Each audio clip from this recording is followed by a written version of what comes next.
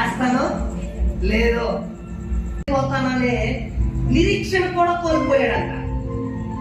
ఆశ కూడా, దేవుడు ఉన్నాడనే ఆశ కూడా లేదు ఆయనదే. వీడికేమో దేవుడు ఉన్నాడు, ఆరాధనకి వెళ్తే స్తోత్రం చెప్పండి. ఇప్పుడు నువ్వు సౌలు సంతతో లేకపోతే ఈ సంతతో ఏ సంతతో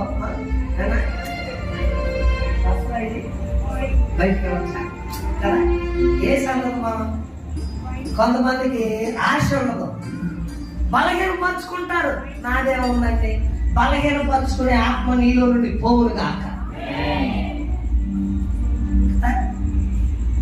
నా గుండె జబ్బు ఉంది, షుగర్ ఉంది, ఏమన్నా అయిపోతాను, ఏమన్నా నేను బతుకుతాను అని అనుకుందువు గాక.